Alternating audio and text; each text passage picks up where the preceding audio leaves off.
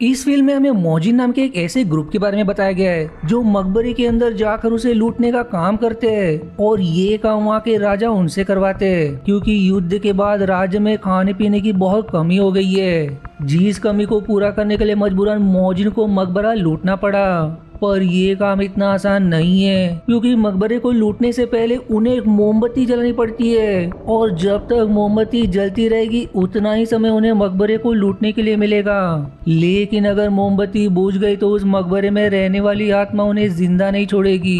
तो क्या वो सभी इसी तरह मकबरे को लूटते रहेंगे या फिर मकबरे को लूटने का उनका ये सफर एक भयानक सफर में बदल जाएगा? यही हम इस मूवी में जानेंगे, जिसकी शुरुआत में हम कुछ मोजिन को देखते जो एक मकबरे को लूटने आए थे। लेकिन उनमें से डेविड नाम के आदमी की गलती के कारण कई सारे तीरें उन पर बरसने लगती है जिससे वो रस्सी से नीचे गिरने लगते हैं। पर समय रहते उसका साथी जॉन उसे नीचे गिरने से बचा लेता है। फिर इसके बाद जॉन उस मकबरे को खोलता है जिसके अंदर एक लड़की होती है जो हजारों साल तक मकबरे में रहने के बाद भी उसका शरीर एकदम सुरक्षित होता है। लेकिन तभी दुर्भाग्य से मोमबत्ती बुझ जाती है जिस वजह से वो मकबरा पूरी तरह से छोटे छोटे टुकड़ों में बट जाता है और फिर मकबरे के अंदर से वही महिला बाहर आ जाती है। लेकिन अगले ही पल वो महिला सहरा नाम की लड़की में बदलकर नीचे गिरने लगती है जिसे देखकर जॉन घबरा जाता है। पर सारा कौन है हमें आगे पता चलेगा, जिसके बाद ये सीन यहीं कट हो जाता है। अब अगले सीन में हम कुछ सालों बाद का समय देखते हैं जहां जॉन और डेविड न्यूयॉर्क शहर में रहते हैं और मकबरे से चुराए हुए चीजों को बेचने का काम करते हैं। तब डेविड अनजाने में एक पुलिस वाली महिला को चोरी का सामान बेचने की कोशिश करता है, पर जब वो अपनी आईडी उसे दिखाती है तो डेविड और जॉन तुरंत वहां से भागने लगते हैं। जहां रास्ते में उनकी एक और साथी लिली गाड़ी में सवार होती है जिसमें सवार होकर तीनों वहां से भाग जाते हैं। अब अगले सीन में डेविड एक क्लब आता है जहां उसे एक डीलर ने बुलाया था। तब डीलर डेविड को मार्क नाम के आदमी से मिलवाता है जो डेविड से कहता है कि तुम्हें चाइना के एक मकबरे से खास तरह का फूल चुराना होगा जिसके बदले में मैं तुम्हें भारी कीमत देने के लिए तैयार हूँ। अब डेविड ये करना तो नहीं चाहता था पर फिर भी वो मान जाता है। फिर अगले दिन जॉन को एक एनवेलप में किसी तरह की सीडी मिलती है और प्ले करने पर उसे डेविड की एक वीडियो दिखाई देती है जो जॉन से कहता है कि मैं एक मकबरा लूटने चाइना जा रहा हूँ, अगर तुम इसमें मेरा साथ देना चाहते हो तो आ सकते हो। मैं ये काम पैसों के लिए नहीं बल्कि सहरा के लिए कर रहा हूँ। जो सुनकर जॉन हैरान हो जाता है। तब लिली उसे सहरा के बारे में पूछती है कि आखिर वो कौन है, जिस पर जॉन उसे सहरा की कहानी बताने लगता है।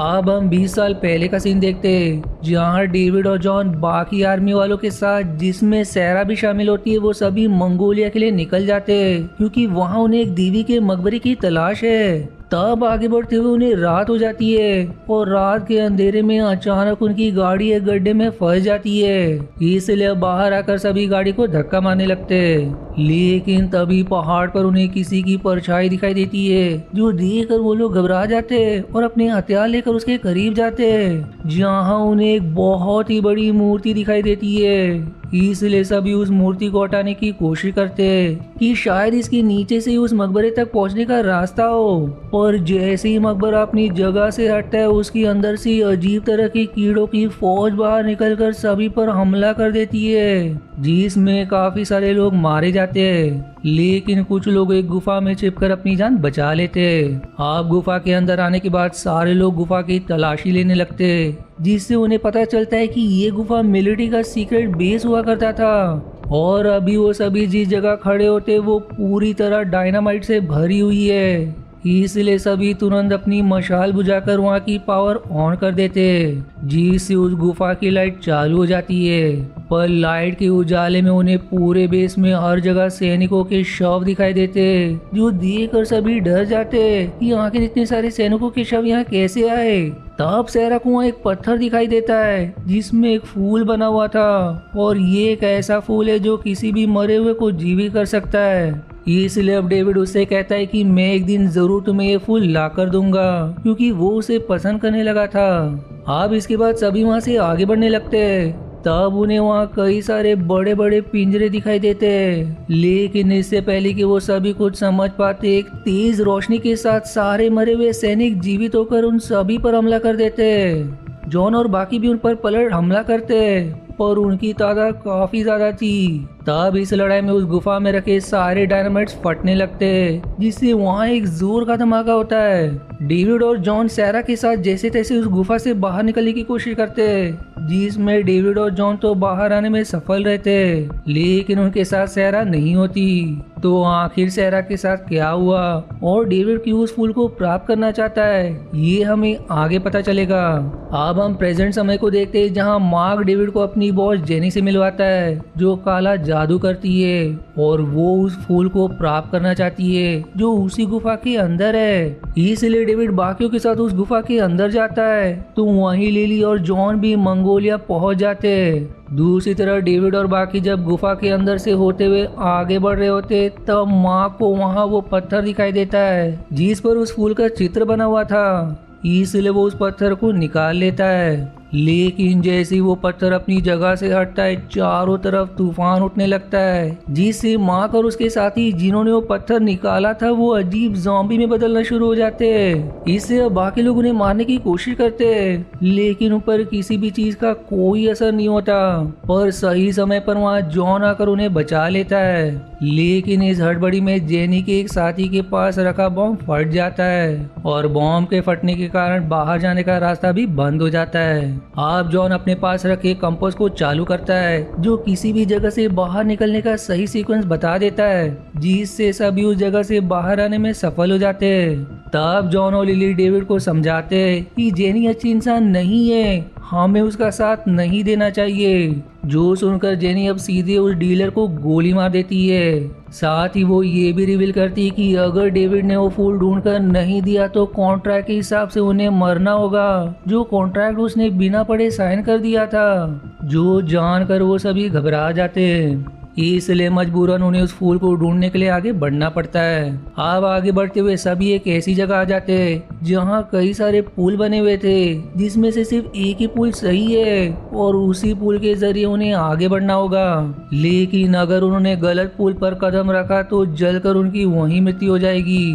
तब जॉन फिर से अपने कंपास का प्रयोग करता है और उसकी मदद से सही पुल ढूंढने लगता है, जो भाग्य से उसे मिल भी जाती है। इसलिए अब सभी उस पुल के जरिए आगे बढ़ना शुरू कर देते, जिसके बाद वो लोग वहां से दूसरी जगह आ जाते, जहां उन्हें एक और पत्थर दिखाई देता है जिसमें उस फूल का चित्र बना हुआ था। लेकिन जैसे वो लोग उस पत्थर को उसी जगह से निकालते, चारों तरफ आग लगना शुरू हो जाती है। इसलिए सारे लोग अपनी जान बचाकर फिर से पुल के रास्ते भागने की कोशिश करते हैं, पर अब देखते ही देखते पुल भी जलना शुरू हो जाता है, जिस वजह से जेनी और उसके सारे साथी एक पुल पर फंस जाते हैं। जो देखकर जॉन डेविड और लिली के साथ वहाँ से आगे बढ़ जाता है। अब जॉन डेविड से कहता है कि मैं जानता हूँ तुम उस फूल को क्यों ढूंढना चाहते हो, क्योंकि तुम सहरा को पसंद करते थे और उस फूल के जरिए तुम उसे फिर से जीवित करना चाहते हो। लेकिन मेरी सलाह मानो, उसे जीवित मत करो। मुझे नहीं लगता कि जीवित होने के बाद वो पहली वाली सहरा रहेगी। हो सकता है कि वो ज़ॉम्बी बनकर जीवित हो, लेकिन डेविड नहीं मानता। अब इसके बाद हम फिर से 20 साल पहले का सीन देखते हैं, जहां जॉन और बाकी गुफा के बाहर आने की कोशिश कर रहे थे, लेकिन जिस लिफ्ट से वो ऊपर आ रहे थे वो एक लकड़ी के कारण बीच में ही अटक जाती है। इसलिए सहरा उस लकड़ी को हटाने की कोशिश करती है, जिससे लिफ्ट तो चालू हो जाती है, लेकिन दुर्भाग्य से वो बाकी तक पहुंच नहीं पाती, जिससे वो बेचारी उनकी जान बचाते बचाते खुद अग्नि की चपेट में आकर मारी जाती है। वहीं प्रेजेंट समय में जब जॉन और डेविड ये बात कर रहे होते हैं कि तभी वहाँ जेनी अपने साथियों के साथ आ जाती है और लिली को बंदी बनाते हुए जॉन को धमकी देती है कि मुझे वो फूल ला कर दो, वरना लिली जीवित नहीं बचेगी। जिस पर अब जॉन जवाब देता है कि मेरा कंपास खराब हो चुका है और आगे बढ़ने के लिए मुझे लिली की जरूरत पड़ेगी, इसलिए उसे मेरे साथ चलना होगा। तब कोई चारा ना होने पर जेनी लिली को छोड़ देती है, जिसके बाद वो सभी फिर से आगे बढ़ना शुरू करते हैं। लेकिन तभी डेविड और जॉन आगे बढ़ते हुए एक जगह गिर जाते हैं, जिससे वहाँ एक दरवाजा खुल जाता है और जब वो सभी दरवाजे के अंदर जाकर देखते तो उन्हें वहाँ वही देवी का मकबरा दिखाई देता है, जिसकी तलाश में वो सभी यहाँ आए थे, और उसी मकबरे में वो फूल भी होता है। साथ ही वहाँ की दीवारों पर प्राचीन भाषा में उसी फूल के बारे में लिखा हुआ था कि जब चांद और सूरज की रोशनी आपस में मिलेंगी तब ये फूल खिल जाएगा और उसमें इतनी ताकत होगी कि वो जीवन और मृत्यु के बीच की दीवार को खत्म कर देगा, जिससे कोई भी मरा हुआ इंसान फिर से जीवित हो सकता है। अब जेनी जॉन और बाकियों को वो तीनों पत्थर देती है जिसमें फूल का चित्र बना हुआ था, क्योंकि ये पत्थर ही उस मकबरे की चाबी है। इसलिए वो तीनों उन पत्थरों की मदद से मकबरा खोल देते हैं, जहाँ मम्मी के ऊपर उन्हें वही फूल रखा हुआ दिखाई देता है। पर तभी वहाँ की जमीन खिसक जाती है, जिससे तीनों जैसे तैसे खुद को नीचे गिरने से बचा लेते हैं। लेकिन जब उनकी नजर आसपास की जगह पर पड़ती है तब उन्हें पता चलता है कि ये वही जगह है जहां 20 साल पहले जॉन और बाकियों पर मृत सैनिकों ने हमला किया था, जो अचानक ही उस रोशनी के कारण जीवित हो गए थे। तब उन्हें समझ आता है कि वो रोशनी कुछ और नहीं बल्कि चांद और सूरज की रोशनी का मिलन था, जिस वजह से वो फूल खिला और सारे मृत सैनिक जीवित हो गए। जो जानकर तीनों एकदम घबरा जाते हैं और तुरंत वहां से निकलने की कोशिश करते हैं, क्योंकि शाम होने ही वाली थी। लेकिन जब तक वो यहाँ से बाहर निकलते चांद और सूरज की रोशनी आपस में मिल जाती है, जिससे वहाँ के सारे मृत शैतान जीवित होकर सभी पर हमला कर देते हैं। वहीं ये चीज देखकर जेनी एकदम दंग रह जाती है, क्योंकि उसे नहीं मालूम था कि मरा हुआ इंसान जब फिर से जीवित होगा तो वो साधारण इंसान के रूप में नहीं होगा बल्कि एक ज़ॉम्बी के रूप में जीवित होगा। इसलिए वो अपना वीग निकाल लेती है, जहाँ उसके सिर पर एक भी बाल नहीं थे। दरअसल जेनी को कैंसर है, इसी वजह से उस फूल को प्राप्त करना चाहती है, ताकि अगर वो मारी जाए तो उस फूल के जरिए फिर से जीवित हो सके।